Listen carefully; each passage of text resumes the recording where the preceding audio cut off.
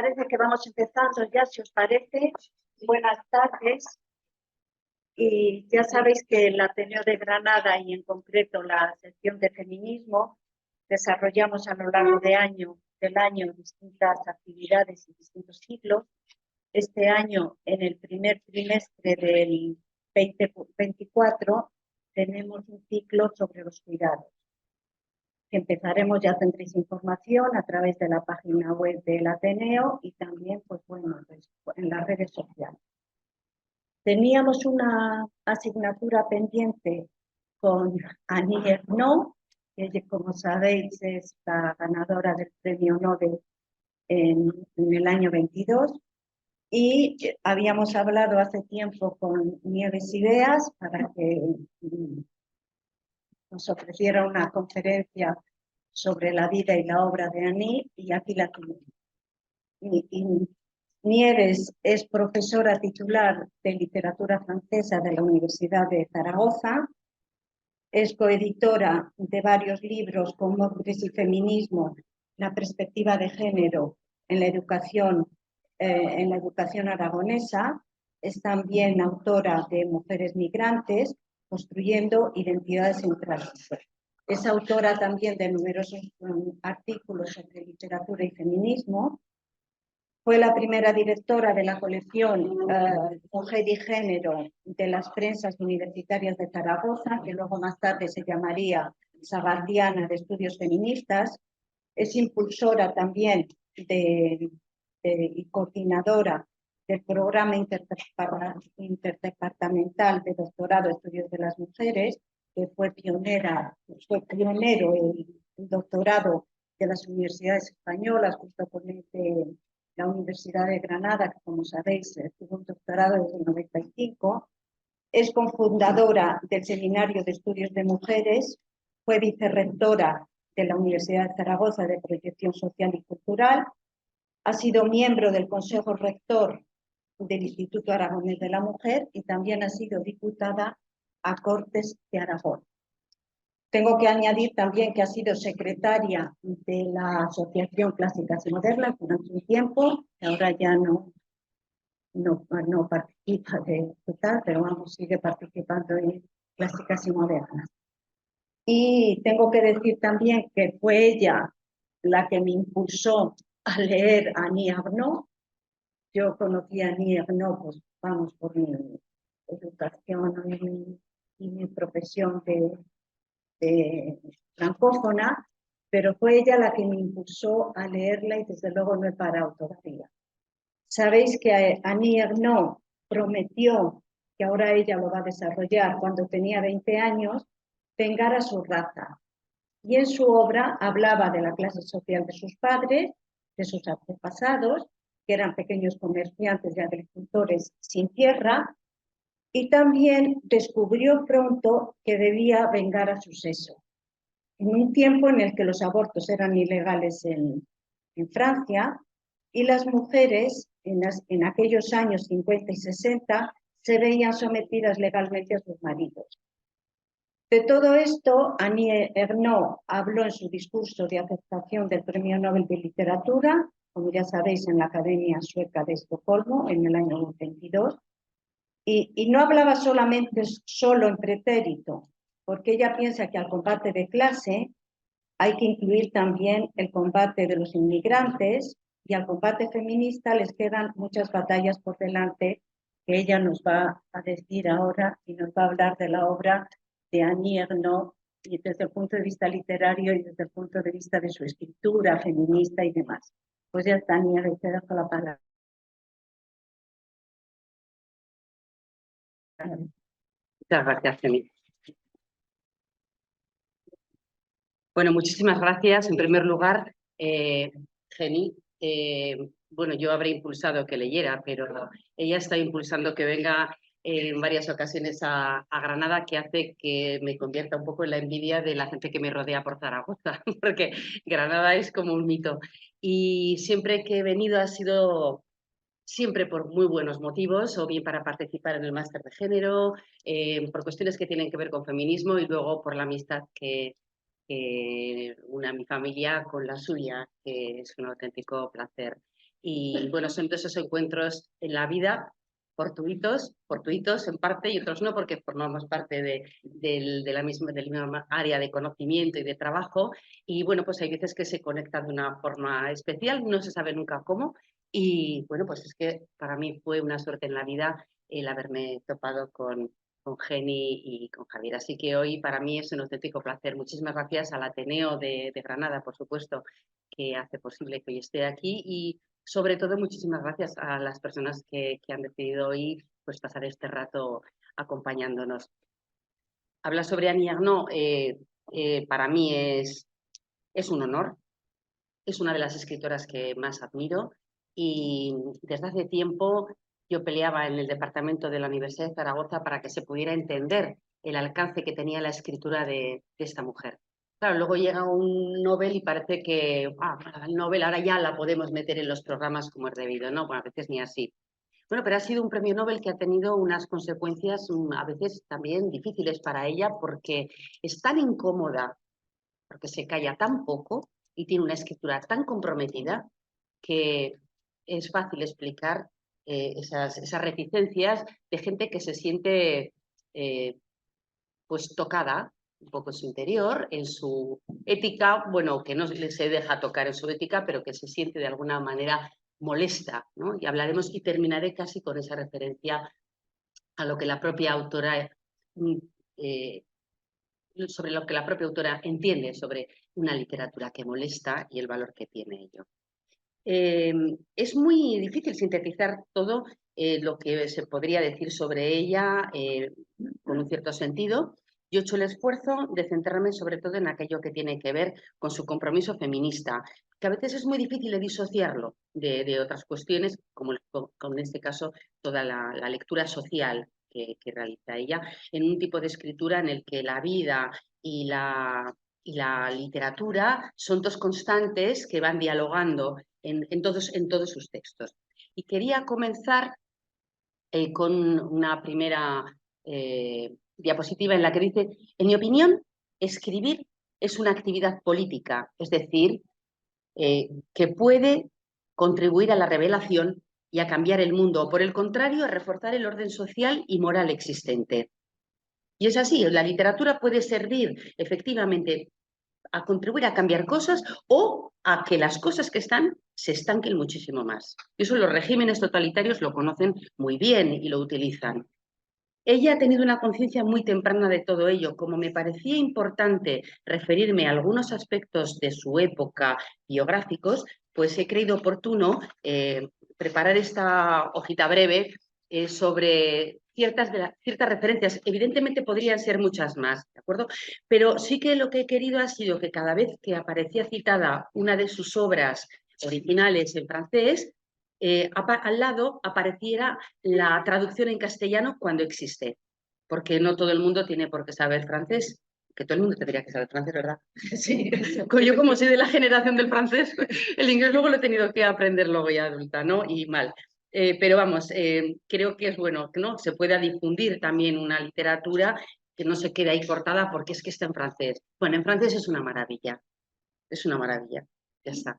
Pero cuando las traducciones son buenas, pues hombre, eso es lo que nos permite acercarnos a obras que de otra manera, pues claro, no pueden quedarse sin leer. Ella nace en 1940, sé que en estos momentos tiene 83 años, y me pregunto cómo con 83 años se puede tener todavía la energía que tiene para decir las cosas, para sentirlas y para escribirlas. Yo tuve la inmensa suerte de conocerla, yo digo, como una fan total, en el año 2016, cuando presentaba entonces su última novela, que era, no son novelas, su último relato que era Memorias de chica, Mémoires de fille, estaba yo en la Universidad de Nantes en esos momentos participando en un coloquio y alguien me dijo, pero como así de casualidad, ¿sobre qué trabajas? No, y dice, pues es que está aquí hoy Annie Ernaux. Y digo, no me lo puedo creer.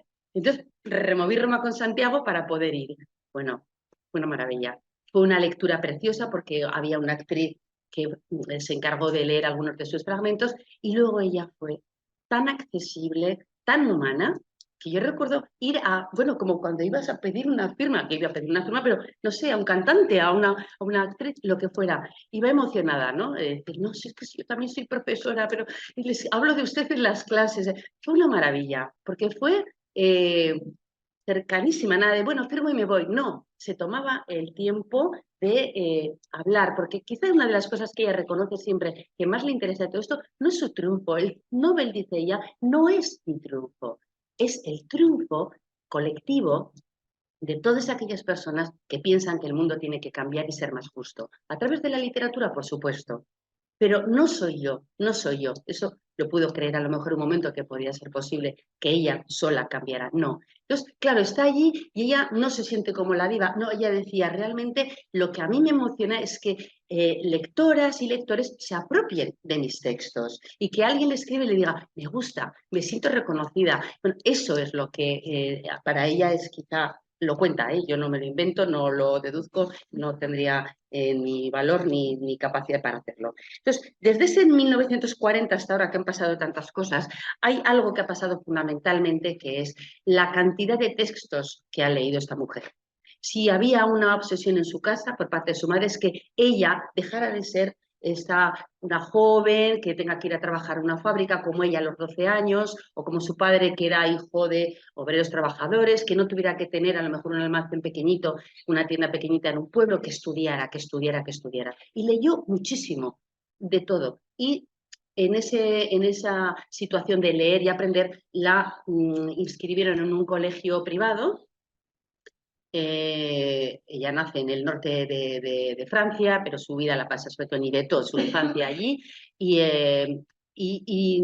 claro, allí cree que entra al colegio donde todas son iguales y se encuentra amigas. No, no. Entonces es cuando descubre que la cultura, que todo lo que ella aprende, que todo lo que aprende también en perfeccionamiento de la lengua francesa, porque en su casa se hablaba un mal francés, entre comillas, que era mezcla de normando y de francés y por lo tanto poco correcto, digamos, para la norma, pues que todo eso al final significaría, no podía imaginar que iba a significar la ruptura que significó. Un alejamiento de su familia, aunque ella nunca quiso abandonar a su familia, pero nunca pensó tampoco su madre, seguramente, que ese acceso a la cultura iba a significar pues ese distanciamiento. Sobre ese distanciamiento es sobre lo que ella trabaja esencialmente a lo largo de toda su escritura. ¿Cómo es posible que a través del acceso a la cultura alguien se pueda convertir en otra persona y a veces casi en una persona enemiga de su propio medio? Y bueno, hay una idea que ya luego traslade y hablaremos de ello, ¿no? De intentar restablecer un poco la justicia de su familia, de sus orígenes. Pues ese colegio es el que marca este cambio. Entonces, su vida es una historia de paso, de cambio de una vida a otra, atravesar una línea, ir, volver y verse tal y como se les ve desde el otro lado, por así decirlo. En 1959 lee El segundo sexo, hablaremos un poquito de ello, que fue realmente revelador para ella. Se casa con 24 años y se casa con un chico bien. Y ese chico bien le va a traer muchos problemas, como veremos un poquito después. Pero bueno, es cuando nace su primer hijo también. Ella tiene una orientación docente. Es verdad que al principio quiere hacer algo y dice, bueno, pues voy a hacer primaria y tal. Su padre estaba ya contento. Ya está, ya está, ya está. Ha entrado ahí, ya vale, ya has terminado. Su madre quería que siguiera leyendo, no, leyendo, aprendiendo, y ella vio que realmente la docencia para nenes quizá no le encajaba bien. Entonces fue cuando se preparó en la universidad, siguió más adelante, luego fue profesora universitaria, dio clase durante muchos años en secundaria y al final acabó sus últimos años largos de su vida dando clase a distancia porque trabajaba en lo que se dice aquí en España la universidad a distancia, o sea, es el Centro Nacional de Educación a Distancia. Y eso, bueno, tiene más y sus menos porque aleja un poco de los estudiantes, que a ella le encantaba ese contacto. Esa es tu historia. Escribió prácticamente, perdón, mantuvo su profesión a pesar de empezar a obtener premios. Por eso los premios que aparecen por ahí de vez en cuando. Ella quiso sentirse libre y la única manera de sentirse libre para escribir era estar un poco pegada a la tierra para ella. Y la forma de estar pegada a la tierra es seguir su trabajo. No quería depender de que por obtener un premio u otro, pues tuviera ella que renunciar a una determinada manera de pensar y de trasladarlo a través de la escritura. Entonces, bueno, pues hay una decisión política muy clara en seguir agarrada a la realidad. Y bueno, cuando se jubila a los 60 y poco años, pues es cuando ya definitivamente pues, se dedica a la escritura. nace su segundo hijo en el 68, en plena estallido social, intelectual, en Francia y político, por supuesto. Obtiene la cátedra de Letras Modernas en 71 y hay una serie de elementos ahí, la lectura de los herederos, ahora volveremos, la entrada en contacto con la sociología, hablaré de ello.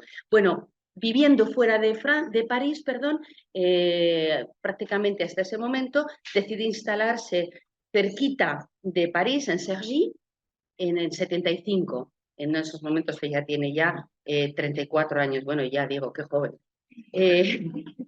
Bueno, ahí empieza una de las obras que marco, se divorcia en el 82, lo marco también porque hablaré un poco, nada, lo de pasada, y su primer gran premio le llega en el 84. Eso es su primero con la Place, que se ha traducido en castellano El Lugar, y que realmente es la obra que marca un antes y un después, porque a partir de ahí escribe de manera diferente y tiene además un compromiso diferente, o matizadamente diferente. Escribe luego otras obras.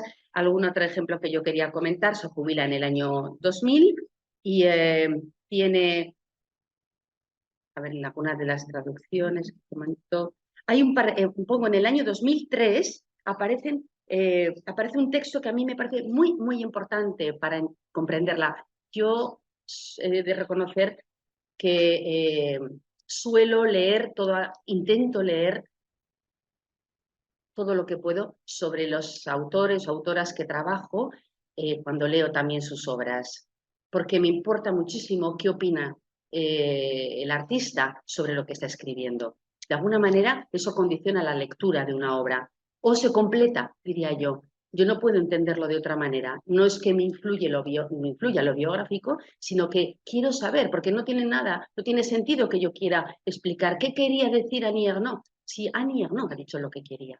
Annie Ernaux ha escrito lo que quería escribir y Annie Ernaux escribe además sobre lo que ella entiende que debe ser la literatura, y tiene una serie de trabajos en diálogo con otros autores, o como en este caso La escritura como un cuchillo, que es una obra espléndida. L'usage de la foto con otro autor, en este caso con Marc Marie, que era la pareja que tenía en esos momentos, justo cuando ella tiene un cáncer de mama. Y es un ejemplo de libro que se aleja de otros relatos, porque aunque ella utiliza mucho la fotografía y los documentos para introducirlos en sus obras y darle un mayor efecto de realidad, pues aquí en este caso hay un reto. Es que, bueno, escribían sobre una fotografía tomada la víspera de la ropa que ha quedado en el suelo antes de tener relaciones ellos sexuales. Bueno, la historia de amor, en un momento en el que ella realmente se siente pues vulnerable con su quimio, con su calvicie, y bueno, hay una reivindicación también ahí de la sexualidad en la enfermedad, muy, muy interesante. No es una explicación el texto escrito de la fotografía, sino que son digamos, dos elementos que se complementan, que además no podían cambiar nada de la foto, ni se podían además leer hasta que no acababan. Les Années, hablaremos, es una de las obras magníficas de Annie Ernaux, porque es un compendio de época, la vida en un determinado periodo en Francia. Y luego tiene otra obra en el año 2011, quiero comentar El taller negro, l'atelier noir, que aparece la otra chica, la otra hija, que es una hermana que ella supo tardíamente que existió y que falleció antes de que ella naciera de una enfermedad, y que la ha estado acompañando durante mucho tiempo como una maldición, porque su madre recordaba que decía: ay, aquella era una santa. Y entonces toda la vida de niña decía: yo no voy a poder tener nunca el cariño de mi madre. Ay, aquella era una santa, nunca podré ser. Luego con el tiempo ella reconocía, claro, cómo no va a pensar la pobre, se muere su hija pequeña, como de 6 años, cómo no va a pensar aquello, ¿no? Entonces, pero ella recuerda aquel momento, lo que significó la otra niña cuando aparecen las fotografías. Y El taller negro, l'atelier noir, es un texto en el que aparece como forma de diario sus notas sobre sus proyectos de escritura. ¿Lo voy a escribir en primera persona? No, lo voy a escribir en tercera. No, ¿qué haré aquí? No, y a lo mejor sobre 2 libros que está trabajando al mismo tiempo. Esto lo escribiré después. Es muy interesante para leerlo. Aparece además publicado con la letra manuscrita de la autora y luego pues el texto mecanografiado. En el año 2013 hay una obra que es Regreso a Iztot, que está traducido, que es un retorno al pueblo en el que ella había vivido durante tiempo y que luego ella de alguna manera pues, puso en el escenario público, pues criticando un poco cuáles eran las relaciones sociales y políticas en el pueblo, ¿no? Y entonces volvió, no sabía muy bien con qué se iba a encontrar, tuvo muy buen recibimiento y es muy interesante como el libro es breve. Mira las luces, mi amor, es un texto que se escapa también de los demás que aparecen como relatos sobre una obra, sobre un tema concreto. Es un texto no de encargo, pero casi le dicen, escribe algo sobre un supermercado. Entonces, un supermercado no es un texto literario, sobre un no, ¿cómo se dice? El hipermercado, ¿no? Sí, lo más grande, no, es un Alcampo, es uno de estos en la época en Francia, no son. Entonces dice, claro, ¿por qué lo escribo? Se lo encarga Pierre Saint-Vallon, que es un historiador que quiere poner en marcha un proyecto para que tengan cabida todos aquellos seres humanos que no tienen cabida en la vida actualmente, ¿vale? Entonces, ¿qué pasa con los repartidores? Decía, ¿qué pasa con las dependientas, las cajeras? ¿Qué pasa con... ¿Dónde están? No están en la literatura, porque la literatura del 19 a veces recogía a las profesiones más excavadas, pero aparecían. Sin embargo, en nuestro tiempo hay demasiadas profesiones, demasiados tipos de vivir que no aparecen en la literatura en general y que no se considera que literatura, como tampoco se considera que lo sea el aborto, otro tema que apareció antes, que no lo he mencionado, etcétera, ¿no? Y entonces ella escribe sobre una visita a uno de estos supermercados y esta es la frase que le dice una mamá a su niño cuando está en Navidad viendo entrar allí y encuentran todo en luces y dice, mira las luces, mi amor, pero ya está el niño así. Bueno, y ella hace una relectura de lo que está pasando, de la mujer que va a comprar, de la que viene con el velo que no se atreve a pagar, de cómo te van cambiando los carteles y vas buscando para que compres aquí, allá, y vas a comprar huevos, pero vienes con aceite, con caramelos, de todo. Y hace una lectura crítica muy interesante. El proyecto de José Navalón realmente lo es. Ahora ya no existe como tal, se llamaba Contar la vida y ahora existe como Contar Francia. Y ella fue la primera escritora que participó allí, que era una manera de decir, ¿esto es literatura? ¿Sí o no? ¿Por qué no? Pero coges a una de primera línea que acepta estar ahí. Una maravilla porque es legitimar la producción. En el 16, Memoria de chica, que he comentado antes. He puesto el de Hotel Casanova en el 20 y otros textos breves que están publicados, pero bueno, como está reciente puede interesarle a alguien. El joven, en el 2022, El hombre joven traducido, que es una historia que tiene en su vida real, además, yo creo que ella podría tener a lo mejor unos 60 años y que tiene una relación con un chico joven y, bueno, qué significa y, bueno, hay también interesante. Y hay dos cuestiones eh, que me parecía también importantes. El Journal d'Or y la vie exterior, el diario de fuera y la vida exterior, que son una especie de diarios que se han llamado extima, por no decir intime en francés, no íntimos, sino extimos, es decir, un poco como desde fuera, pero hablo de mí y hablo de mí según la manera como yo veo y lo cuento, ¿vale? Entonces igual se monta en el metro y va diciendo tal, me fijo en esto, me fijo en lo otro, me fijo en tal. Entonces, bueno, pues eso está publicado conjunto y aparece una serie también de premios y galardones que me parecía importante reseñar. Entro sin más con esta frase que decía, para además, bueno, recordar quizá también otra cuestión. Se suele decir, es literatura lo que escribe Annie Ernaux. ¿Qué es? Ficción, autoficción, biografía, ¿qué? Autobiografía, mejor dicho. Y ella dice, lo mío es una autosociobiografía o una etnosociobiografía. Ella se dice, yo soy una especie de etnóloga de mí misma que me analizo a través de lo que escribo, ¿vale? Pero de alguna forma lo que pone de manifiesto esta idea de la socioautobiografía es que lo que ella cuenta en un momento dado en una historia que le ha podido suceder a ella, en realidad le ha podido suceder a cualquiera en esas circunstancias. Por eso dice, algo que me pasa a mí no es algo que solo me pasa a mí, no. Si me pasa a mí y si ha pasado, es que le puede pasar a cualquiera. Y por lo tanto, hay una perspectiva muy diferente a esa idea de yo cuento mi vida y esto es una cosa que me ha pasado a mí y solo me ha pasado a mí. Nada, nada que ver con ello. Entonces es una manera de poner de manifiesto que lo que se vive de forma subjetiva resulta indisociable además de las relaciones sociales de poder. Y ella articula para hacerlo su perspectiva de clase, como señalaba antes Jenny, con la dimensión de género de lo vivido.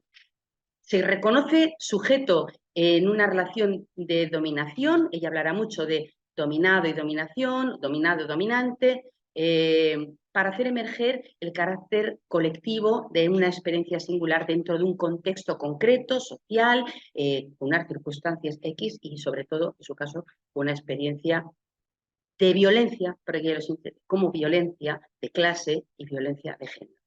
Entonces, hay una frase, es decir, perdón, a ver, sí, voy a ver si soy capaz de volver hacia atrás. En esta diapositiva lo que quería señalar era que precisamente la idea de, no sé muy bien, pero bueno, la idea de plantear esa relación con la literatura y la vida o de la experiencia personal o el de meterse, exponerse, abrirse delante del mundo a través de la escritura, pues lo lleva ella no solamente con mucha naturalidad, sino como algo fundamental.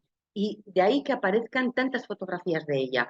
En la izquierda está con su padre, en el centro está con su madre, bueno, en este caso la portada de un libro, puede ser otro. En la derecha aparece ella, son fotografías que aparecen en la colección de Annie Ernaux, publicadas casi todas en un volumen en cuarto que es un compendio de obras que está precedido por una especie de fotodiario, dice ella. Eso intento señalar siempre dónde salen las fotos.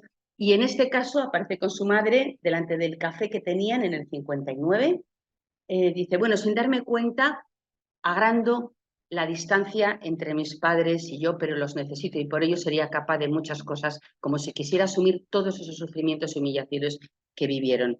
Pero hay además otra cuestión importante y es cómo ese comercio de los padres que tienen en Yvetot sigue siendo un elemento al que ella vuelve, no para decir qué miserables los padres, sino mis padres vivieron aquello, tenía un valor lo que hicieron, pero ese valor que tenían estaba visto desde el otro lado por parte de la sociedad pudiente en el pueblo, y luego lo podemos ampliar a cualquier experiencia de la vida, como algo peyorativo que se vinculaba a no saber hablar, a una falta de cultura, no saber hablar bien, a no tener unos modales para saber cómo hay que comer, cómo no hay que comer, qué es lo que se puede decir o no en un momento dado, etcétera. Y lo ponía porque era un ejemplo que me parecía importante.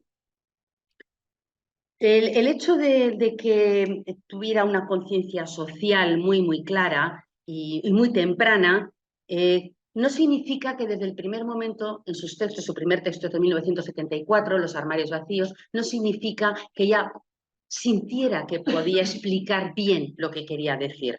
De hecho, se tiene que encontrar con la lectura de Pierre Bourdieu, escritor y sociólogo, que tiene un peso fundamental en los años 60 y que para Annie Ernaux va a ser pues como la figura definitiva y un poco pues la figura también fundamental para lo que puede llegar en los años 90, sobre todo desde una perspectiva de izquierda, de apertura, etcétera, de crítica, de cambio, de renovación, que mayo de 68 significaba.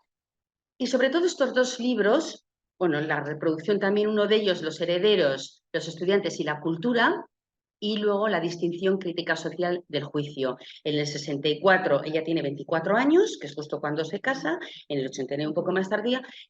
Ella nunca se encontró con Pierre Bourdieu, nunca tuvo tampoco una correspondencia con Pierre Bourdieu, pero cuando Bourdieu fallece, ella escribió en el Le Monde una carta, un artículo de reconocimiento que era marcarse políticamente, porque él tuvo muchísimas críticas, para decir, para señalar el gran valor que tenía. Bueno, pues ella decía, gracias a la lectura de Los herederos y de la distinción y de la reproducción, yo he visto mi vida.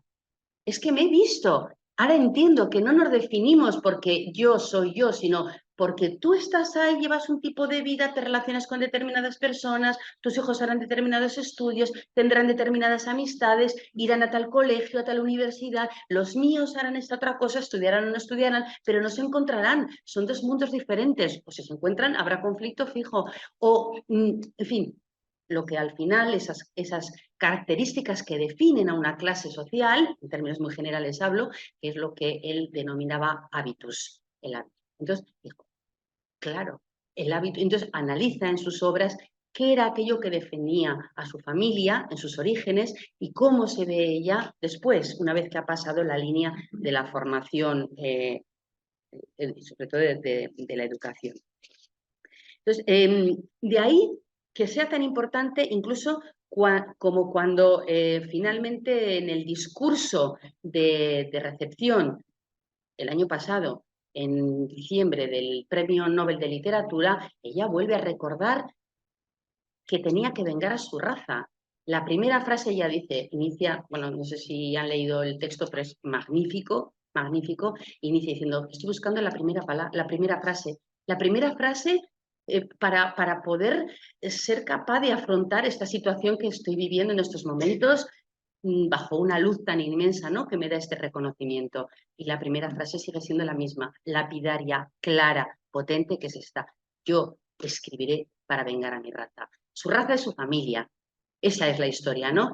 Porque se sintió tan transfuga, tan traidora al decir yo paso al otro lado, que es el que me da la cultura, el que me da otra manera de vivir, etcétera, que tuvo que reflexionar sobre ello para volver a recuperar su infancia donde realmente ella había sido feliz. Y en alguna fotografía decía, veía a mi madre y yo decía, de niña yo no hubiera querido tener una madre como soy yo ahora, seguro, porque mi madre era la que me hacía feliz entonces, ¿no? Ahí es donde está el cambio y es su literatura, insisto, su escritura es muchas veces ir en esta línea de buscar ese cambio.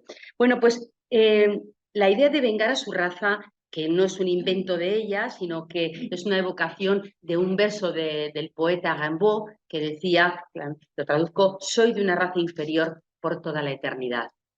Llega, soy la misma, lo decía en su lección de honor el año pasado, soy la misma, yo soy mis orígenes, la misma gente que yo veía con tanta rabia cuando aprendí en el colegio con las otras niñas cómo había que decir y me corregían, e iba al bar de mis padres y le tenía que corregir yo con rabia a mis padres. Y yo decía, es que a mí no me han enseñado a hablar, es que a mí, y esa rabia que tenía contra sus padres en esos momentos, bueno, generó libros muy interesantes. Entonces, en aquella época yo decía, claro, yo quería vengar a mi raza, pero no sabía muy bien con 22 años qué quería hacer. Era, gracias a Bourdieu, sabe qué tiene que hacer. Por eso le tiene tanta estima intelectual. La literatura siempre fue importante para ella y sabe que eso lo puede hacer a través de la escritura. Digamos que la literatura es una forma de vida para Annie Ernaux, de verse en los personajes de Flaubert, o en verse en los personajes de Virginia Woolf, ahí, incluso de imaginarse literalmente que lo está viviendo. Entonces, ella quería vivir esa vida y por eso nunca se imaginó que podía ser otra. Es más, cuando le dicen el trabajo de escribir, dice no. Trabajo de escribir, sí, bueno, mi trabajo. Trabajo es quien tiene que ir a una obra, quien se tiene que ir a levantar por las mañanas para ir a trabajar a las 6 de la mañana a lo que sea, picar o no picar, o mis padres todo lo que han hecho, etc. Se ha sentido en ese sentido siempre una privilegiada, ¿no?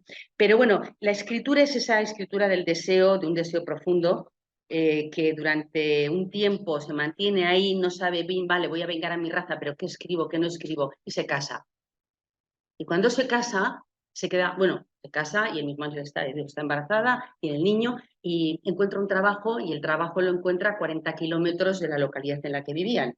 Claro, 40 kilómetros para ir a trabajar y volver, un niño pequeño y encargarse de la casa y de todo, de repente dijo, bueno, esto es inviable, no se puede hacer, ¿no? No se puede hacer. Y entonces ahí se aparca la lectura de las obras de Pierre Bourdieu y de Jean-Claude Passeron, en el caso de Los herederos, le dio un empujón tremendo y bueno, poco después el divorcio también. En esta idea de la biografía que comentaba anteriormente, bueno, decía, bueno, alguien dice, es todo hechos, mezclaba los documentos, el álbum, el diario íntimo, en fin, las fotos de los seres. La manera esta de hacer historia, de trazar una trayectoria social y plantear siempre, siempre una reevaluación de lo vivido, etcétera, ¿no? Bueno, vengar, como digo, vengar a mi raza, y hay un momento en que dice, y vengar a mi sexo, y vengar a mi sexo, que lo lee, dice, claro, y algo está pasando cuando yo, en 1964, de repente digo que no puedo escribir, que no puede ser. Su padre, había puesto yo aquí la fecha del fallecimiento de su padre, es el 1967. Realmente fue una cuestión fortuita, fue una de los factores que contribuyen a impulsarlo, a impulsar la escritura, pero la escritura ya profesionalmente, en serio, marca también una fase fundamental, por eso quería ponerlo. Pero antes había intentado escribir y paró en absoluto, porque vamos, era absolutamente imposible. De hecho, es el puesto, un cambio en su puesto de trabajo más cerca de casa, unas condiciones distintas, por lo tanto también de trabajo, porque resulta que el alumnado era de extracto modesto como había sido el suyo, todos los acontecimientos de mayo del 68 o los previos, toda la cantidad de manifestaciones sociales y de un poco de reivindicaciones, de movimientos internacionales de todo ese periodo, son, como digo, los que le acaban de alguna manera empujando para poder trabajar, y surge así su primer libro, que es Los armarios vacíos. Pero lo empieza a escribir en secreto. No le dice a nadie que está escribiendo. Luego lo sabemos por sus diarios, porque lo cuenta y por sus diarios. Por lo tanto, ese deseo era un deseo que lo tenía ahí muy, muy, muy contenido, ¿vale?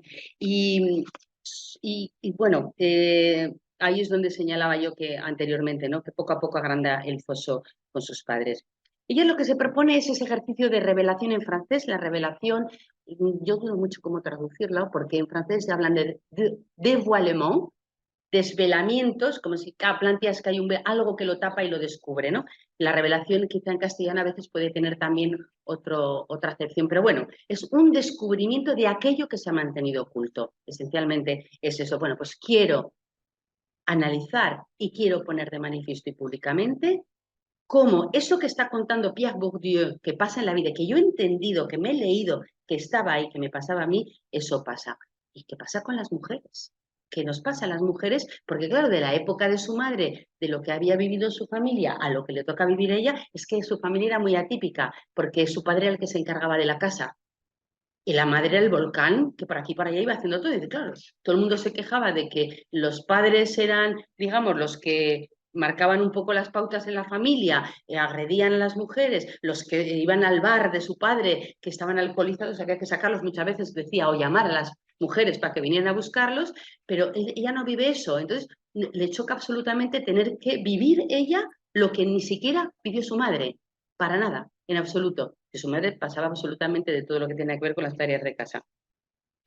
Y en esta idea sí que quería mencionar lo que significa leer a Simone de Beauvoir. Ella la lee en el 58. Lo que pasa es que se le impone de alguna manera la forma de vivir y las limitaciones que tienen las mujeres. No es lo mismo en los años 60 ni en mayo del 68, no es lo mismo ser un hombre que ser una mujer, en absoluto, en Francia. Bueno, en España no hablo. Y ella señala y dice y encontré a Simone de Beauvoir en El segundo sexo a los 18 años y recuerdo esta experiencia de lectura como una revelación. Bueno, arriba pone un descubrimiento decisivo, una luz total. De todo lo que había vivido durante los años anteriores en la opacidad, el sufrimiento, el malestar, de repente se hizo más claro. 1958 es una fecha que está constantemente volviendo en sus novelas, hasta que publica finalmente en el año 2016, Memorias de chica. Porque en 1958 es la fecha de su primera relación sexual, que fue violenta, más cercana a una violación que a cualquier otra cosa, y lo publica Annie Ernaux un año y medio antes del estallido del movimiento Me Too. entonces se comprendieron mejor las cosas, pero cuando ella publica esta novela, hay quien dice que, bueno, tú, casi se dejó la chica, ¿no? Y luego, ¿de qué se queja? Y realmente es una obra muy seria y en la que ella ha hecho algo que anunció desde siempre que iba a hacer y jamás había hecho, es contar lo que pasó en aquel momento. Y por eso yo pienso que aún más revelador que en esa época lea a Simone de Beauvoir, porque Simone de Beauvoir, digamos que contribuye a sacarla del agujero en el que estaba metido, porque ella tampoco entendía nada. Lee El segundo sexo, que son 2 volúmenes, que no es fácil con 18 años leas los 2 volúmenes del segundo sexo. Dice, lo que cuenta es lo que ella pudo aportarme como deseo de libertad en la vida y en la escritura, ese deseo de escribir contra viento y marea, de escribir aquello que me apetecía escribir. Dice, toda una deuda existencial.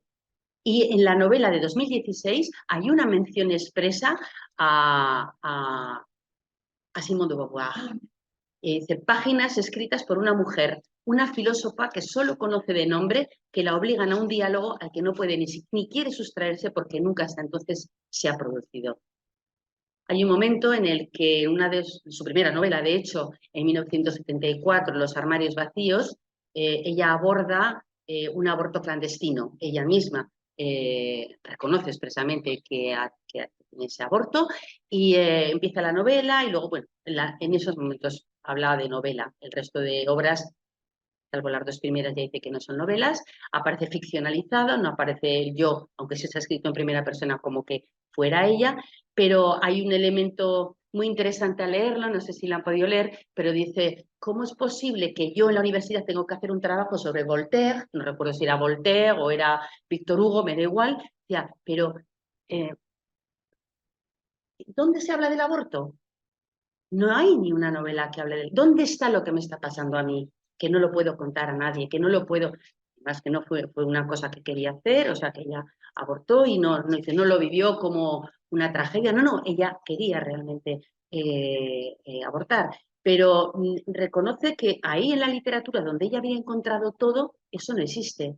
¿Dónde están las reglas? ¿Dónde están todos los cambios en las mujeres? Eso no son temas literarios, de eso no se habla, de eso no se escribe, de eso no se escribe. Y cuando escribe posteriormente un libro que es el acontecimiento, es sobre el aborto, Le Veneno, tiene unas críticas tremendas porque como una escritora como usted, que además ella con su pelo se hace como muy burguesa, ¿cómo es posible que usted se haya rebajado a escribir y a describir un aborto como lo ha hecho? Eso la rebaja, eso manchaba su carrera, ¿no? Bueno, pues eso es político, el mantenerlo, el hacerlo y escribirlo. Y ahí es donde Simone de Beauvoir le da esa clave de decir, aquí sí se habla de esto, aquí me reconozco, aquí estoy. En las obras, en este caso, hay un trabajo muy minucioso sobre la lengua, hay muchas reflexiones sobre la lengua. Ella es una excelente conocedora de la lengua francesa y dije, tuve que desaprender yo la lengua francesa después de haberla aprendido, pasando de las incorrecciones que eran habituales en mi casa, con una sintaxis absolutamente tremenda, decía, de irregularidades, teniendo en cuenta la norma gramatical francesa. Y luego yo, como profesora de lengua francesa, he tenido que estar explicando y enseñando cómo aprender bien, a hablar bien y a escribir bien en francés. Pero para escribir tuve que desaprender eso, porque mi literatura, mi escritura tenía que ser una escritura violenta, porque mi experiencia en la vida era una experiencia violenta. Y de ahí una sintaxis también muy dura y a veces desde un registro aparentemente neutro, que ya habla como literatura de escritura plana, plate dice en francés, pero que plantea unos temas de una crudeza tremenda. No es el tono, no es el tono, no es la escritura lo que tiene que marcar en ese caso si algo duele o no duele, si me puedo sentir reflejada en lo que ese personaje cuenta, sino el hecho en sí, el acontecimiento en sí que se está escribiendo. Bueno, en este sentido, ese desgarro pues me parecía muy importante porque puede darle a entender a alguien que no es realmente una buena conocedora de la lengua y de la literatura. Y es excelente la cantidad de conocimiento que tiene sobre la literatura, no solo la contemporánea, sino la literatura en general. Proust aparece también reflejado en muchas ocasiones, pero vuelvo a esta reflexión crítica de la lengua, y sobre todo porque no se puede disociar la realidad de la literatura, y su realidad es una realidad que tiene que ver con la lengua. La lengua introduce obstáculos a determinadas personas a la hora de hablar, a la hora de relacionarse y de escribir. Y dice, las personas inmigrantes que llegan y que ya no hablan la lengua que hablaban sus padres, se tienen que desenvolver en una cultura en la que son absolutamente extranjeras o extranjeros. Claro, aprender a fraguar tu identidad también en ese contexto es algo muy, muy difícil. Pero las tránsfugas de clase, como yo, también. Quien ha abandonado los orígenes para ir a otro nivel cultural y, por supuesto, también económico, etcétera, que me obliga a tener una determinada forma de hablar, de explicarme, de escribir, etcétera, pues significa que que me va a generar problemas para saber cómo me voy a relacionar ahora con mis padres. Si voy a pensar que no saben nada, que no saben hablar, que no tienen cultura. En esa reflexión constante hace un reconocimiento expreso de tantas y tantas personas que se tienen que ver en esa línea. Yo recuerdo, bueno, soy nacida en el País Vasco, mi madre es asturiana, era asturiana, mi padre burgalés, y yo nací allí, hija de la migración interna. Y conocí a gente que venía de caseríos a estudiar filología vasca, yo hacía filología vasca entonces, y gente que había sentido que realmente se les había tratado durante muchísimos años como catetos absolutos cuando bajaban a los mercados a vender y no sabían hablar castellano, ¿no? Esa fue una de las grandes... uno de los grandes problemas, sobre todo yo creo, para que el euskera pudiera tener un mayor desarrollo durante tiempo, la idea de que era una lengua absolutamente deleznable de catetos de pueblo, ¿no? Y se decía así, o sea, era una cosa como se vivía. Eso lo podemos entender quienes lo hemos estado viviendo, ¿no? O en los pueblos que se hablaba de una determinada manera y luego ibas al colegio y ya no podías utilizar leísmos, laísmos que tenías que aprender. Pero alguien que llega además de fuera, pues lo tiene bastante más. Pero se ve más difícil. Pero ella no se sale de ese círculo. La extrañeza, digamos, de la norma la introduce ahí. Bueno, de ahí que ella evidentemente no quiera saber nada de la novela, no quiera saber nada del concepto de autoficción, ella quiere que sea lo más real posible, porque lo que le interesa es dejar una huella de una visión del mundo. Su objetivo en la vida es esa, una huella de mujer comprometida en el mundo, como muchas otras, y eso es lo que plantea su visión y su mirada en el mundo. Siempre he sentido que escribir, dice, era intervenir en el mundo, pero no con ensayos militantes, que podía haberlo hecho. Creo y creo que más bien debo partir de situaciones que me han marcado profundamente y como un cuchillo excavar, ensanchar la herida fuera de mí, intervenir en el mundo para cambiarlo, por poco que sea. Hay una lectura política y clara. La literatura puede servir para cambiar las cosas. Es más, dice, yo no entiendo cómo puede haber alguien que diga, no, la literatura no es política, ¿eh? No, el arte no es político, el cine no es político, no, pero ¿cómo puede decir eso? ¿Qué escritor está fuera del mundo? Ella no está fuera del mundo, ella no se siente fuera del mundo. O sea, el de al lado lo podemos clasificar como que está en una clase social media, baja, alta, lo que sea, pero si eres escritora ya no, en absoluto. Yo estoy en el mundo y es un poco una opción también suya, ¿no? De reivindicar siempre esa idea de que la escritura tiene que servir para algo, aunque solo sea porque alguien la lee y se reconoce como ella se reconoció en Simone de Beauvoir. De escribir no es dejar tu huella como nombre, como persona, explica qué es dejar una huella. Es dejar la huella de una mirada sobre el mundo. Luego es evaluar cómo estoy viviendo, qué es lo que está pasando, cómo se estructura la vida, qué ha pasado con mi familia, cómo me desenvuelvo, etcétera, etcétera. La historia del individuo, visión del mundo, cómo se viven los acontecimientos desde el entorno que se ocupa, porque también hay una idea que viene de Bourdieu. Estamos en una situación y en esa situación, en ese lugar en el que te mueves, es desde el que finalmente tienes que valorar qué haces, pero esa posición tuya depende de la que tienen todos los demás, como la mía influye en los demás. Valores del entorno, más valores de la época, en resumen, una breve dimensión social y una dimensión histórica, que en el caso de la fotografía que pongo ahí, lo remitiría a esta obra, que es El Taller Negro, que es en la obra que he comentado antes, y Le Vrai Lieu, que es El Verdadero Lugar, que es la literatura, que es otro librito de entrevistas con Michel Porto, que además había hecho ya también entrevistas a Marguerite Duras, etcétera, y que aparece una fotografía ella, es decir, que es ella en una exposición tremenda, constante. Tengo la certeza de que las cosas que me han atravesado a otras personas. Esta idea me viene de la lectura, del hecho de que en la lectura he encontrado cosas para mí. Y escribir es lo que hago, lo que yo misma había pasado, pero de una manera distanciada y en un contexto de cambios en el mundo. La idea suya era mezclar su memoria con otras memorias. Esa es un poco su idea, ¿no? En el caso de Les Armoires Vides, que quería aquí comentar, dice, bueno, el retorno al esencial, a lo que sin duda me ha determinado para siempre, que ha determinado mi visión del mundo y, por tanto, mi visión dentro de la escritura. El mundo en el que nací es fundamentalmente diferente del mundo al que llegué por los estudios. Yo creo que esa experiencia de que cuando estudias, sobre todo la gente que ha tenido que salir fuera de su familia, porque vivía en un pueblo y he de estudiar fuera y volvía cada 15 días, o volvía, mejor dicho, entonces cada 3 meses o cada mes al pueblo, era capaz de detectar, de sentir esa diferencia que se iba agrandando en una familia en la que había sido más o menos feliz. Y ella reconoce que más que el dinero son esas adquisiciones culturales e intelectuales las que hacen la tránsfuga de clase, que es como se siente ella. Dicen, con relación al acontecimiento, que no es un tema literario, que es el aborto, pero que le ocasiona muchos problemas y que para ella es una obra fundamental y que tiene que ver con el compromiso feminista, yo había extraído aquí estas dos frases que nosotros nos decían que nos correspondía, nos decíamos, perdón, esto en el periodo de los años 60, que nos correspondía a nosotras parar por primera vez desde hacía siglos, miles de años, la muerte roja de las mujeres.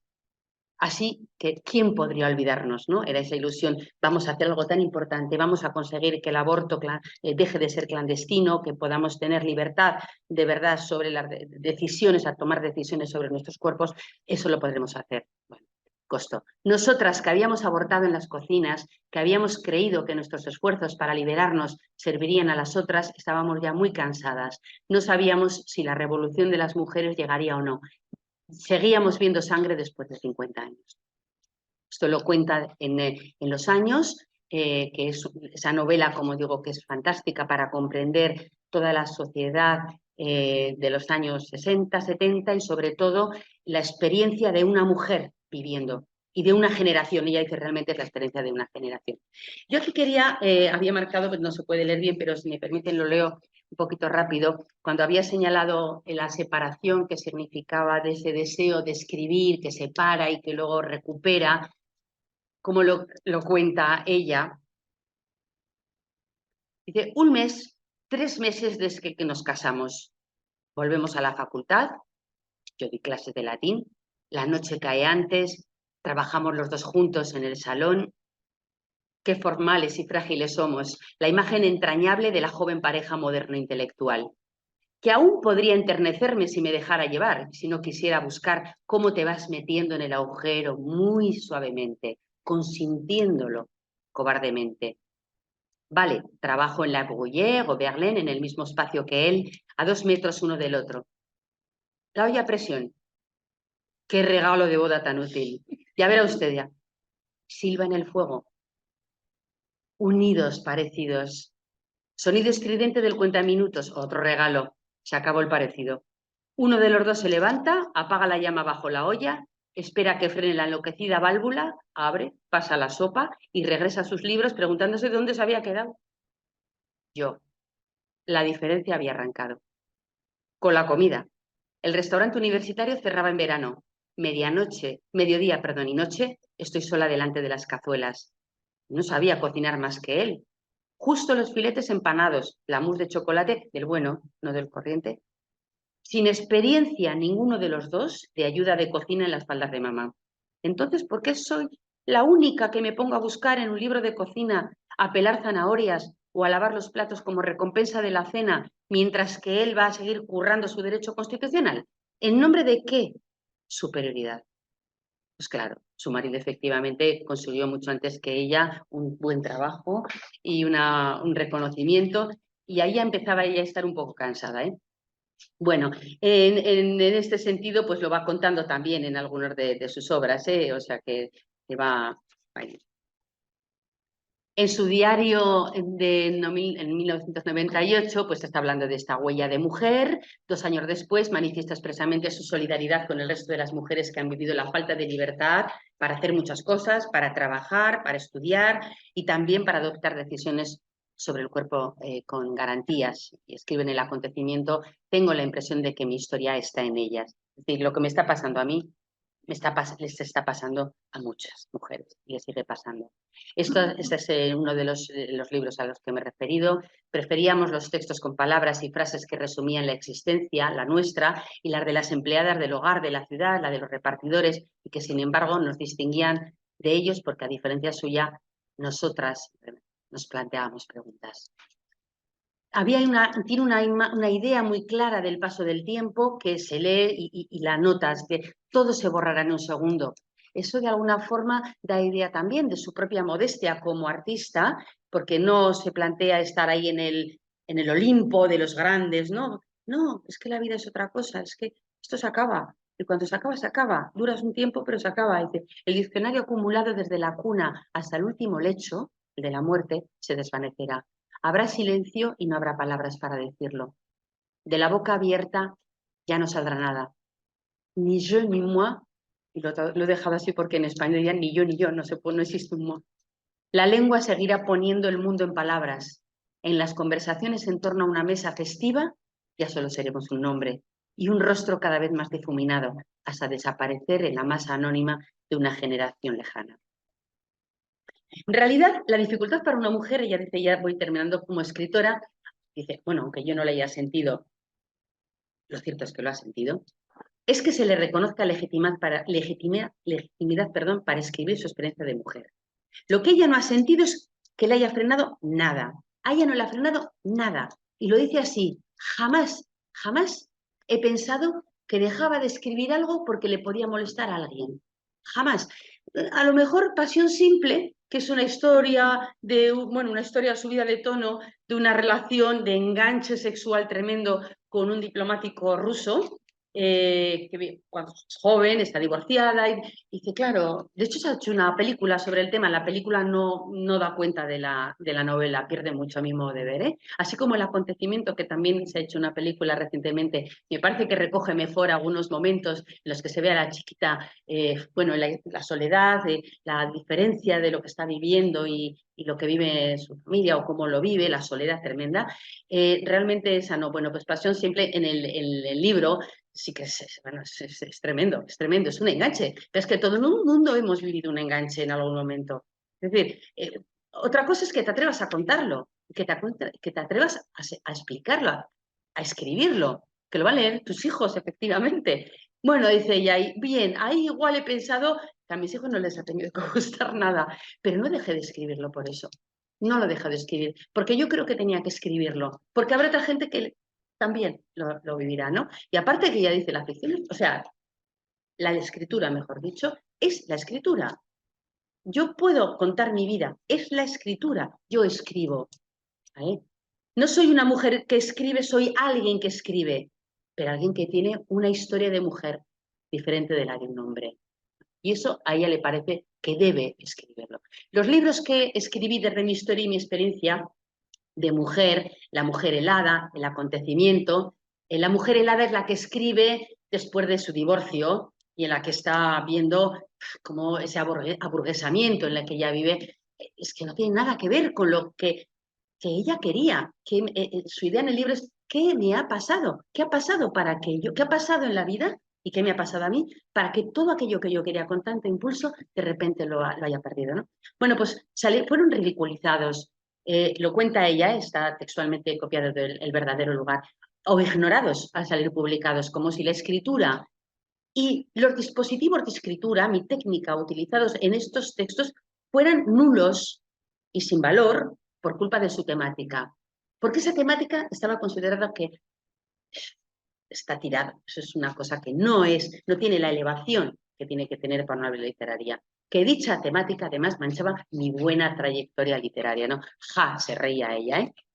Bueno, aquí hay una cuestión también muy interesante cuando dice, guardo en mi recuerdo la turbulenta reunión con los representantes de Gallimard. Gallimard es una de las grandísimas editoriales francesas y ella tuvo la suerte de que desde su primera publicación publica Gallimard. Desde que cuando muera, tiene que morir porque morimos todo el mundo, pues su obra aparecerá publicada o antes aparecerá publicada en la Pléiade, que es la colección que se llama de papel de misa, de los misales de antes, que el papel esté finito como de hoja de cebolla, que es, vamos, eso sí que es el Olimpo de los dioses en Francia. Y seguro que es así. Pero publicó desde el primer momento. Hubo una primera obra que no le publicaron en ningún sitio, pero todo lo que ha ido publicando, Gallimard. Pues se reunió con representantes de casi todos hombres. Claro, un trabajo con diferencias de género, ¿eh? Los hombres viajan y las mujeres cuidan del hogar. Que le echaban en cara a ella, que me echaban en cara la descripción que había realizado de la condición de una mujer casada con hijo que ejerce su profesión, que es, por ejemplo, el texto que he leído anteriormente. Y le dijeron, a ver, ya sabías lo que había, no haber tenido hijos.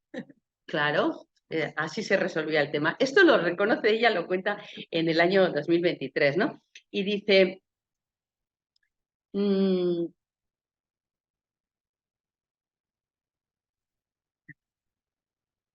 si bien no pretendo provocar esa reacción de tanta molestia que han podido generar algunos de estos libros públicos, en el público, dice, bueno, tampoco me molesta. Es señal de una molestia que a mi modo de ver es necesaria. ¿Desde hace cuántos siglos a las mujeres les parecen válidas y legítimas las representaciones que ofrecen de los hombres y de las mujeres del mundo una literatura que es mayoritariamente masculina? Toda la vida. Toda la vida. Y quienes aquí estamos, yo me acuerdo haber leído Enid Blyton con los 5. ¿Quién quería ser tú? Ah, no, porque no subía a los árboles. Pues yo, Georgina, decíamos, Georgina. Que da igual, ¿no? Con la película, en la novela ¿cómo se llama? De las Mujercitas. ¿Quién queríamos ser? Yo, claro. Yo, claro, la que se corta el pelo para que su padre pueda, para no sé qué, la que quiere escribir. ¿Qué modelos hemos tenido de chicas? Pero las mujeres hemos gozado con, yo personalmente, y hablo por mi experiencia y sé que es extensible, nos hemos creado y nos hemos construido leyendo literatura escrita por hombres. Y hemos disfrutado de mucha de esa literatura. ¿Cuántos hombres disfrutan leyendo obras escritas por mujeres? Pero si antes lo decíamos y ahora todavía también. Cuando tenías, yo decía, en la cartelera en Zaragoza, 3 películas dirigidas por mujeres, había que decir, ¿hay un ciclo de mujeres o qué? No, no hay un ciclo de mujeres, pero es que el resto del año hay un ciclo de tíos todo el tiempo. Entonces, en ese tipo de cuestiones, a veces yo creo que la lees y dices, es lo que toda la vida he comentado, es lo que toda la vida he sentido, ¿no?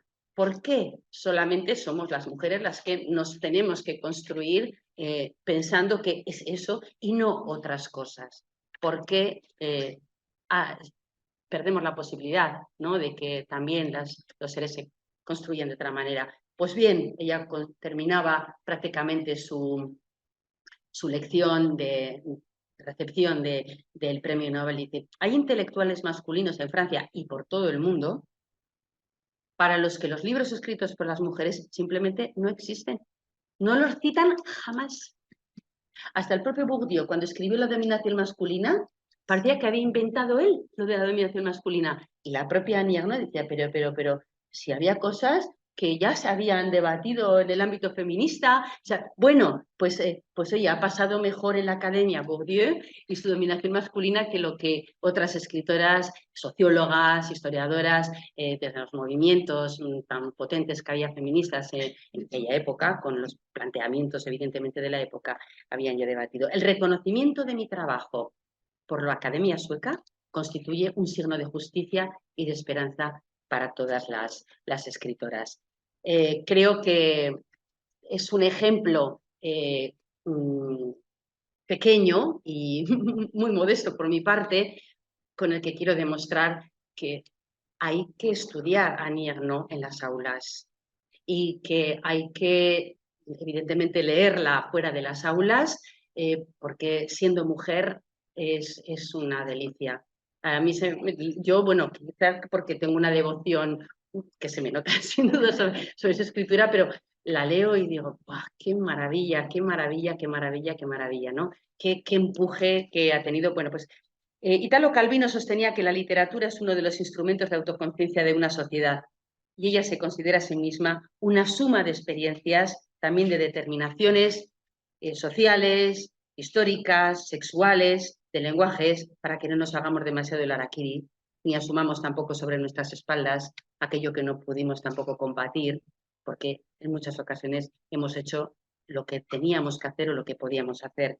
Y todas estas experiencias y estas determinaciones en un continuo diálogo, ella lo hace en el mundo y en un todo, ¿no? Y eso forma una subjetividad única.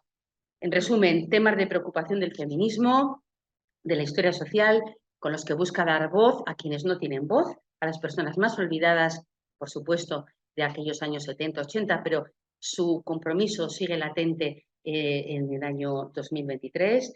Intenta cubrir de alguna forma los agujeros, las lagunas de la historia, desarrolla temas, una escritura y una manera de asumir en primera persona, unas narradoras muy interesantes, que tiene como objetivo conjurar de alguna forma ese oprobio que está ligado a los prejuicios de una época para transformarlos, porque quiere transformar esos hechos que generalmente han sido silenciados, que han sido considerados vergonzosos. Hay dos grandes vergüenzas para Annie Ernaux que ella dice haber experimentado desde muy pequeña.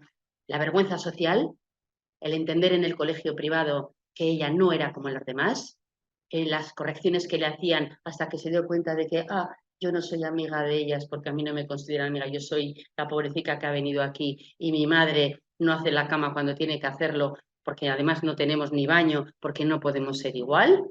Y por otra parte, la vergüenza, o porque no sé hablar en condiciones, o no, mi padre no sabe hablar, o mi madre, y la otra la vergüenza sexual de ese 2000, de ese 1958, que yo he pasado muy, muy, muy rápidamente, porque luego si queréis podemos entrar en ello, en el que ella sufre esa experiencia sexual sin conocer nada de nada, sin tener ningún código para entender nada, porque no había salido de su pueblo prácticamente y bueno, pues tiene unas situaciones francamente difíciles.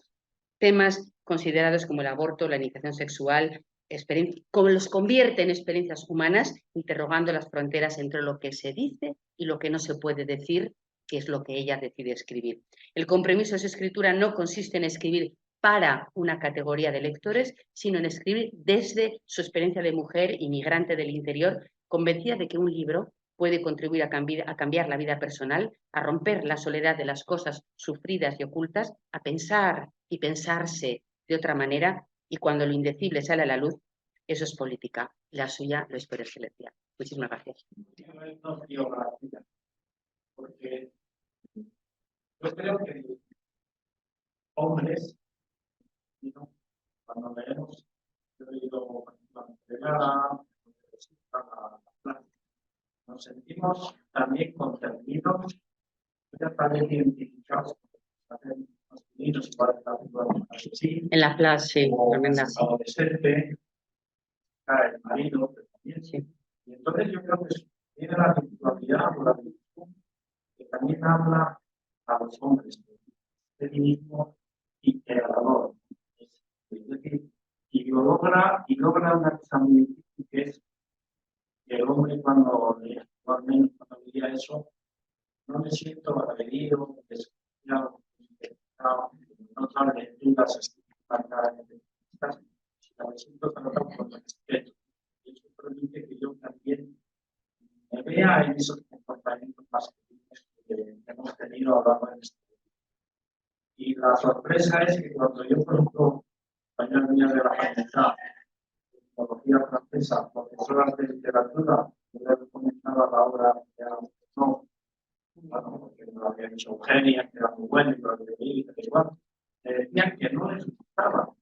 Las mujeres, chicas de 35, 40 años, que seguro habían vivido toda esa experiencia, no les gustaba eso. no es Bueno, entonces, el lado segundo, sí, que es la forma que he utilizado en la literatura plana, ¿no? Sí. Sin relieve, sin adjetivos, sin metáforas, sin frases muy bonitas, etc. Esta elección de ese tipo de escritura es un rechazo de la cultura literaria no, tradicional y ellas quieren desmarcarse de esa cultura o no. ¿Por qué elige ese tipo de escritura? En la Blas, gracias Javier, porque además no había entrado en ello. En el lugar, mejor dicho, en la traducción en castellano, en la Blas, digo el lugar porque yo me acuerdo que hice una vez un examen de lectura o de trabajo en cultura, no me acuerdo en qué, sobre esta obra, la Blas, y alguien que no se había leído me explicó que la Place, que el lugar, claro, place en francés es lugar, pero Sí. como era en francés, dijo era la plaza del pueblo donde vivía ella. Y sobre eso hizo todo un tema. Entonces me lo cuento porque digo, el lugar, no había caído yo efectivamente. Bueno, el lugar es el lugar que ocupamos, que desde una perspectiva muy vinculada al mundo que plantea social Bourdieu, ¿no? Que todo el mundo ocupamos un espacio y que ese espacio viene definido por tu manera de vivir y todo lo que comentaba. En el caso de Laplace, ella lo escribe después del fallecimiento de su padre, se abre la obra con, bueno, ella hace una visita al pueblo. De hecho, su padre falleció 3 días después de que ella llegara, en la realidad, al pueblo al que iba ella a Egipto para pasar unas vacaciones, y fallece su padre. Entonces, bueno, se plantea sobre todo que quiere ser justa, porque después de ese desgarro, esa sensación de desgarro tremenda que vive y que aparece muy bien reflejada en Les Armoires Vives y sobre todo en una obra que yo creo que no es traducida al castellano, que es la segunda que escribe, que es Ce qu'il dit sur rien, lo que dice no nada, es realmente es muy violenta, es echar culpa de todo lo que le está pasando, de su falta de capacidad, de sus problemas de integración, digamos, en ese otro mundo, que es el mundo de la cultura. El mundo de la cultura no de estando con artistas, sino el mundo que permite la educación, el pasar a otro nivel, el estar con gente que tiene más dinero, etcétera, etcétera. Le echa la culpa a su familia porque no la han preparado para eso, porque es que he llegado sin saber hablar, es que he llegado sin saber cómo tengo que entrar en clase. Lo cuenta por ejemplo, en Les Armoires Vives, una ocasión en que la niña entra al colegio y llegan siempre tarde. Con su padre llega siempre tarde. Su padre es una figura esencial. Llega tarde, pero no tiene un concepto de llegar pronto tarde. Y entonces le dice la monja, salga fuera. Y sale fuera y vuelve a entrar, vuelve a salir fuera, no se entra así. Y entonces hace como una especie de reverencia grande pensando que era lo que había que hacer. Le hace una reverencia, se ríen todas las crías en la clase y entonces le dice, aquí no se hacen tontadas. Lo traduzco así un poco a las bravas, ¿no? Y entonces, claro, se sientan, no saben nada y las niñas están riendo y no... Hasta entonces había tenido una relación con las crías sin más, ¿no? Entonces de ahí empieza a salir, ¿y tu madre qué? Pues no te has enseñado, pues en su casa no le han enseñado, le dicen a ella, es que en su casa no le han enseñado los buenos modales. Dice ya, es que no sabía ni que existían, ¿qué es eso? O sea, ¿cómo tengo que hacer? Claro, la realidad en ese caso es tan cruda, se siente tan mal, tan desintegrada, que de repente empieza a odiar, entre comillas, a los padres, ¿no? Porque por su culpa está viviendo lo que está viviendo. Entonces, esos padres, finalmente, esos orígenes, los abuelos, tal, que aparecen en el lugar, en la novela que está centrada en la figura del padre y que le sirve a ella para realizar un compendio de listas de qué hacían sus tíos, sus familiares, cuando se juntaban en fiesta o no hacían tal. Es un poco, esto es lo que define a mi familia, esto es lo que me define. Y ella se plantea cómo escribir eso, porque yo puedo hacerlo de 2 maneras. Dice, yo puedo escribir diciendo, mi padre en realidad es que tuvo mucho valor, mucho mérito lo que hizo, y hacer una especie de hagiografía del padre. Eso no sería correcto, no quiero hacer eso. O por otra parte, si pongo en las bravas, tengo que decir que era un inculto, un patán, un esto, un lo otro. Y entonces ella dice, la única manera de poder escribir algo con una cierta justicia es que narre los acontecimientos y lo que se hacía y lo que vivíamos y lo que vivían ellos con una cierta distancia emocional, en la que yo no tenga que decir nada más allá no juzga, digamos, lo que hacían. Y eso es lo que ella denomina como escritura plata, en francés, plana, es decir, sin ningún tipo de ornamentos. Bueno, eso es algo que la caracteriza a lo largo de toda su escritura, consciente y convencida de que realmente el tema es tan duro en sí, para ella lo fue, porque ese desgarro fue muy, muy, muy doloroso, y viene de la educación, curiosamente, eso es lo que le aparta de sus padres un tiempo, ¿eh? Que ella decide que el tema es el que se tiene que imponer, ¿vale? Y por eso la descripción del aborto, tanto en el caso del inicio de los armarios vacíos, como sobre todo en el acontecimiento, yo recuerdo por la experiencia de haberlo puesto a veces como lectura para luego comentarla aquí en Granada, bueno, en el máster de género en Zaragoza también, hay gente que no la conoce y dice, es que es la primera vez que leo un aborto. Es la primera vez que lo veo así descrito y ahí no hay concesiones. No hay concesiones, no. Si sangra, sangra y si no sangra, no sangra. Y si ve el feto que cae, es que lo ve que cae. O sea, es así, ¿no? Y es eso, es esa crudeza, porque ella busca esa crudeza. O sea, la violencia no tiene que ir. Ella hay un momento que piensa, abandonando la técnica que tiene en lo que dice No Nada, en la segunda novela, incluso en la primera, ella entiende que tiene que tener una escritura que no sea una escritura enfadada, enojada, sino que tiene que ser una escritura que ponga las cosas, esto es así, esto es así, ¿vale? Y entonces esa es la razón. Luego ella dice, con el tiempo, dice, me ha traído muchos problemas el decir que era una escritura plana, porque parece que es como peyorativo, que no tiene, ¿no? Es una excelente escritora.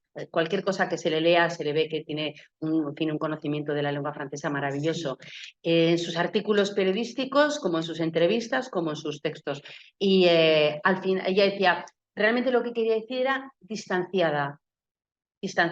De hecho, en algunos de sus temas, en la novela en la obra, perdón, de Mémoire de Fille, Memoria de Chica, con este episodio de 1958, ahí oscila entre el yo y el ella.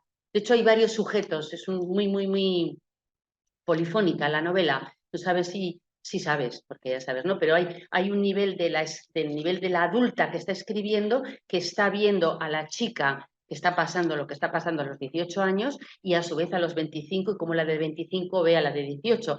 Diríamos, bueno, esa niña, ¿no? En todas sus facetas, ¿no? En todas sus edades. Pero ahí a veces ella decía, está en unas diapositivas que ya no he puesto, que claro, tenía que utilizar el ella hace tal, ella espera que el chico tal, ella llama a la puerta del chico, ella porque no quiere contarlo en primera persona. Es una historia que le costó, además se le preguntó esto a ella, ¿eh? ¿Cuántos años? ¿Cuántos años? 50 años para, bueno, 50 años, tenía realmente 18, pues cuando lo cuenta, sí, en el 16, una cosa tremenda. Entonces es esa manera de escribir con una cierta distancia la que le permite, por lo tanto, escribir. Sí. ¿Alguna palabra?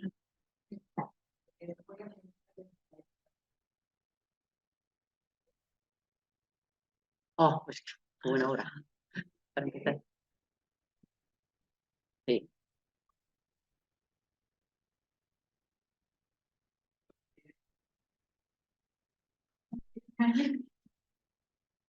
A ver, yo lo leí después de haber leído todo lo anterior, ¿vale?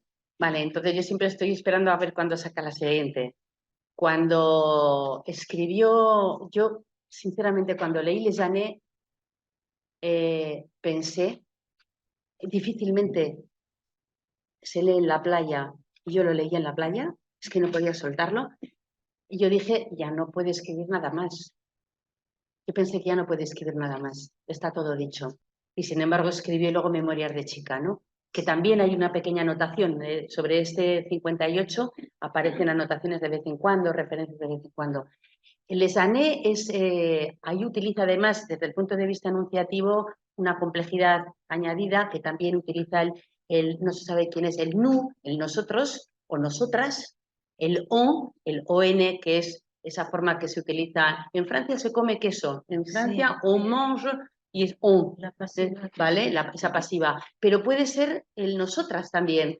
O sea, que no se sabe, pero hay que seguirle ahí la pista para poder entender, y ya distingue muy bien cuando se refiere a las mujeres y a las mujeres de su entorno, cuando dicen nous, ¿vale? Y no es el O. Pero, gracias. Pero es complejo en el sentido de que tiene mucho de todo lo que se ha escrito antes. Es verdad que hay que conocer también la historia del periodo para poder entender también todo lo que está viviendo. Sí. Tampoco ella consigue, ella decía, ¿no? No llega tampoco seguramente a poder dar cuenta de todo lo que fue la generación. Eso es una de las limitaciones que ya es evidente, no se puede hacer todo ni nada en ese nivel. Pero ella en algún momento lo dice, bueno, me quedé alucinada, decía, yo pensaba que esta obra no la iba a comprar nadie, o 4 o 5 personas, y tuvo un nivel de ventas tremendo de Sanet, y de hecho ha quedado como una obra de referencia, pero ella misma sabía que era una obra muy compleja, muy compleja. Lucía. Bueno, primero felicitarte por la magnífica conferencia. Muchas gracias. Yo confieso que me he ido a la autora, que desde luego ha hecho unas ganas enormes de leerla. Entonces yo te iba a preguntar por dónde hay que empezar a leer. Por cualquiera, sí, porque, a ver, sabiendo unas claves, por ejemplo, este caso de la vergüenza que yo comento, que la define a ella, habla mucho de la vergüenza y de tener la vergüenza, ¿de qué? Pues la vergüenza de tener vergüenza incluso, ¿vale? Eso que dice que es una cosa de los pobres o de la gente que no forma parte de quien dirige una sociedad o de quien tiene una posición de poder en una sociedad, ¿no? Ese sentirse culpable de no estar a la altura de las cosas, no moralmente, sino simplemente para vivir, aparece en todas sus obras, ¿no? Pero hay una obra que es la vergüenza, muy breve, Sí. en la que aborda esta idea. No hace falta haber leído nada más. Yo digo a la gente, no empecéis, a lo mejor diría, no empecéis, es una excelente obra para entrar, el Sane, pero puedes entrar si quieres por una cosa más breve y ver, la honte es un ejemplo. La honte es la vergüenza, no tanto la vergüenza social en general, así teórica, filosófica, sino la vergüenza social y filosófica a partir de un acontecimiento, que es en un momento de 2 acontecimientos. Uno, cuando a los 12 años ve que su padre le agarra a su madre por el cuello y cree que la va a matar, y la llama la madre, y la llama y va y ve a su padre que la está. Y entonces ella lo que siente, bueno, aparte del miedo, ¿no? De que a su madre le pueda pasar algo, a su padre lo adora, es una también, pero sobre todo siente que el resto de las niñas del colegio, ninguna en su casa vive en esto. Inocentemente, que podrán vivir cualquier cosa, porque la violencia contra las mujeres ya se ha demostrado hace tiempo que esto no tiene clase social. O sea que, pero esa sensación de sentirse así está muy bien explicada. Y luego, por otra parte, hay otra cuestión. Hay un momento en el que en el colegio lleva a las niñas a una excursión y llegan tarde, por no recordar a qué razón, y llegan, y entonces las traen en una especie de microbús, las llevan a casa, las van llevando por casa. Y cuando llegan a su casa, que viven en la tienda que he puesto yo en la fotografía, la misma tienda, en la parte de atrás, resulta que sale la madre, y sale la madre con un camisón. Abre la puerta y sale. Y el problema es que el camisón está manchado de pis. Sí. Porque tenían orinales, no tenían todavía baño en casa, no tenían váter en casa. Sí. Y entonces, cuando ella ve a su madre, la vio no con sus ojos, sino la vio con los ojos de las otras niñas. Eso es lo que se aprende sobre todo, ¿no? Eso es lo que ella aprende leyendo a Bourdieu. Es que yo soy capaz de ver cómo me ven los demás, cómo han visto a mi familia todos los demás, ¿no? ¿Qué significa? Y no han visto el valor que tiene otra cultura, pero sí una cultura es capaz de decir esto es inferior, ¿vale? Entonces, por ejemplo, en esa breve novela, en la vergüenza, que se lee muy bien, es un ejemplo de, yo creo que de un acceso relativamente sencillo a Annie Ernaux. Hay otra novela pequeña porque aborda temas que son temas muy humanos. Por ejemplo, el tema en relación con el Alzheimer de su madre. Su madre la quiso mucho. De hecho, su madre, cuando luego se quedó viuda, hubo un momento cuando le diagnosticaron el Alzheimer, se la llevó a vivir a su casa con su marido y sus hijos, a Annecy. Estaba a 6 kilómetros, a 6 horas en tren de París. Estaba allí y ella se sentía realmente muy aislada porque había participado en movimientos feministas, en Choisir de Gisèle Halimi, que falleció hace pocos años, y Simone de Beauvoir, y en el movimiento de liberación feminista en favor de la contracepción y de la liberación del aborto. En fin, estaba metida, pero la pobre no podía moverse mucho y ya llega la madre a echarle una mano para, bueno, pues para que hacerse cargo un poco de los hijos, experiencia sobradamente conocida por abuelas y abuelos, y entonces eso le sirve de mucho a ella y la mantiene, está en casa y ya está todavía bien, pero cuando realmente luego ella deciden que tiene Alzheimer, ella la coge. Al año siguiente la tiene que ingresar en una residencia, es hija sola. La tiene que ingresar y es tremendo, es muy breve, se llama la novela Je ne suis pas sortie de ma nuit, entre comillas, porque es la frase yo no he salido de mi noche. Sí.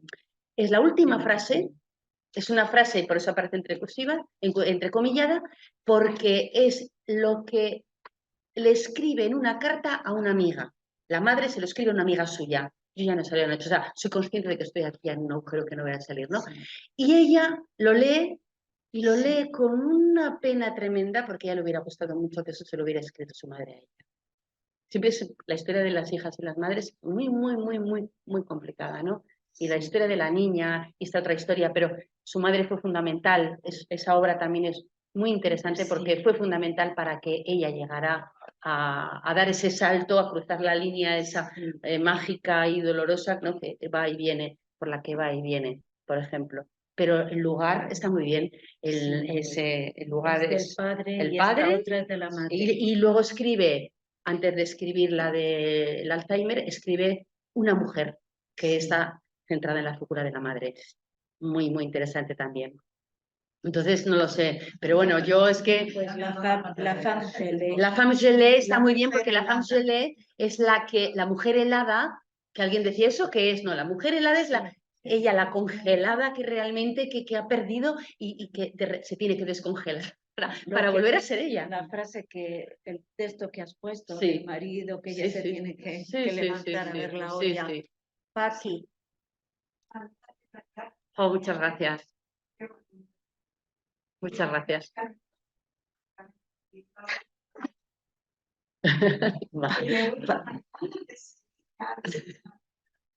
Me alegra mucho. Paqui, hace mucho tiempo que dejé de ser tu profesora. Ya. Eso no se deja nunca, yo ¿verdad? Te agradezco mucho que tú me recuerdes siempre. Y yo a todas vosotras os agradezco mucho que hayáis venido y que estéis aquí. Bueno, pues yo creo que vamos terminando ya.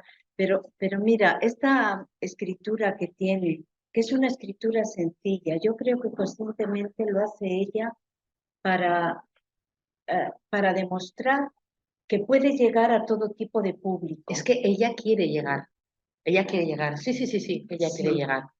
A ver, que tiene una estructura que también tiene sus subordinadas, que digo yo, que no es una cosa de cualquier manera, pero sí. Es seguido, es decir, no tiene capítulos, no tiene párrafos que en la de Memoria de chica, por ejemplo, tiene un añadido, a veces de vez en cuando también en el lugar pone entre paréntesis cosas y esas intromisiones, entre comillas, de la narradora, o que dices, esto no es la narradora, esta es ella, ¿no? Sí. A mí no me molesta en absoluto, porque a mí me gusta mucho la escritura escrita en primera persona de mujeres cuando las narradoras son escritoras. Me gusta mucho porque trabajan sobre la literatura, piensan sobre la literatura, bueno, y ahí tengo yo una debilidad. Pero es complicada. A veces estudiantes me decían, cuando leyeron el lugar, había algunas chicas hace muchos años que me decían, pues que es como muy frío, que no es frío, que no es frío. No. Es como cuando El extranjero, por ejemplo, de Camus empieza en francés, o en castellano, traduzco, hoy ha muerto mamá. Sí. O quizás ayer, no lo sé. y tal, tal, tal, tal. Y dice, bueno, el quiero. Y dices tú, pero, a ver, que se ha muerto tu madre, ¿sabes? No, es que está en un estado de shock y de extrañeza que por algo se llama El extranjero, ¿no? En la novela. Entonces, tiene sentido ese tipo de escritura. Y la escritura de Annie Ernaux es una escritura, como dice Eugenia, es una escritura que tiene que ver con la manera de comprender la literatura, ella, ¿vale? Yo intento que la gente comprenda, pero yo intento que la gente pueda verse. No todo el mundo, pero habrá quien pueda verse, quien pueda leerse y quien pueda encontrarse como me he encontrado yo. Entonces, bueno, claro, no tiene nada que ver con esas lecturas en las que tienes un narrador que te va contando una historia. Es otra cosa. Es que es una literatura muy, muy, muy comprometida. Pero Muchísimas gracias, Nieves. Muchas gracias, Creo por que acudir. podríamos seguir, Muchas pero gracias. ya tendremos que hacer un club literario de Annie Ernaux. Oh. No me puedes. Vale, muchas gracias por vuestra asistencia.